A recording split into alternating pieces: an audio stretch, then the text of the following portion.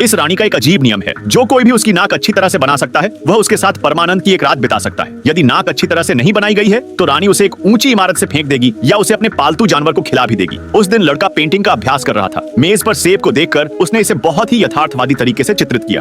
अप्रत्याशित रूप से लड़के ने सेब को इस भालू के आकार में बना दिया और मालिक बहुत क्रोधित हुआ। इस बेकार प्रशिक्षु को दंडित करने के लिए मास्टर ने लड़के को रानी को एक चित्र देने के लिए कहा। लड़का जानता था कि यह यात्रा खतरनाक थी, लेकिन वह मालिक के आदेश की अवहेलना नहीं कर सकता था, इसलिए वह केवल अपनी किस्मत आजमा सकता था। जल्द ही लड़का रानी के महल में आ गया, लेकिन जैसे ही उसने शहर के द्वार में प्रवेश किया उसे एक मक्खी ने परेशान कर दिया। लड़का मक्खी को मारने के लिए आगे बढ़ा, लेकिन मक्खी मरी नहीं और भाग गई। अनिच्छुक लड़के ने सीधे मक्खी को स्क्रॉल से थप्पड़ मारा, लेकिन उसने स्क्रॉल तोड़ दिया। लड़का डर गया और उसने जांच करने के लिए जल्दी से स्क्रॉल खोला। सौभाग्य से अंदर रानी का चित्र बरकरार था। तभी मक्खी फिर से उड़ी। हालांकि इस बार उसने मक्खी को अपने हाथ से मार दिया, लेकिन डरावनी बात यह है कि मक्खी का खून रानी की नाक पर छप गया था। उसने अपने हाथ से चित्र को पोंछने की कोशिश की, लेकिन यह काम नहीं आया। उसने देखा कि एक एक करके आने वाले चित्रकार मारे जा रहे थे। लड़के ने जल्दी जल्दी अपने हाथ से इसे पोंछा और चित्र की नाक को पोंछकर खत्म कर दिया। लड़के के पास शब्द नहीं थे, वह केवल अपने सिर पर बेबसी से मार सकता था। कुछ प्रेरणा पाने की कोशिश कर रहा था। जब उसे चक्कर आ रहा था तो लड़के ने वास्तव में एक पेंट ब्रश देखा। लड़का रानी के लिए नाक बनाना जारी रखता था, लेकिन उसने जो भी नाकें बनाई वे सभी रानी को बदसूरत लगती थी। चाहे वह कैसे भी बनाए, वह रानी की असली नाक नहीं बना सकता था। वह जानता था कि अगर उसने नाक अच्छी तरह से नहीं बनाई तो उसे रानी का पालतू खा जाएगा। यह सोचकर लड़के का दिल तेजी से धड़कने लगा, लेकिन बहुत देर हो चुकी थी। सैनिक उसे रानी के महल में ले गया था। लड़का स्क्रॉल लेकर आगे बढ़ा और अचानक रानी के बाघ ने अपना मुंह चौड़ा कर लिया। लड़का इतना डर गया कि उसने जल्दी में स्क्रॉल खोल दिया। उसे लगा कि वह मरने के लिए अभिशप्त है, लेकिन उसे उम्मीद नहीं थी कि रानी एक अजीबोगरीब है जिसे लड़के द्वारा बनाई गई नाक पसंद है। वह खुशी से अपनी जगह पर घूम गया और चित्र को रानी ने पुरस्कृत किया। वह लड़के के साथ एक आनंदमय रात बिताना चाहता था, लेकिन लड़के ने रानी को मना कर दिया, क्योंकि वह उसे अपना पहला मौका नहीं देना चाहता था। रानी भी बहुत सीधी थी और उसने सीधे लड़के को राष्ट्रीय जादूगर नियुक्त कर दिया। इसके बाद लड़के ने अध्ययन करने के लिए चित्र को दीवार पर टांग दिया और उसका स्वामी लड़के का सहायक बन गया।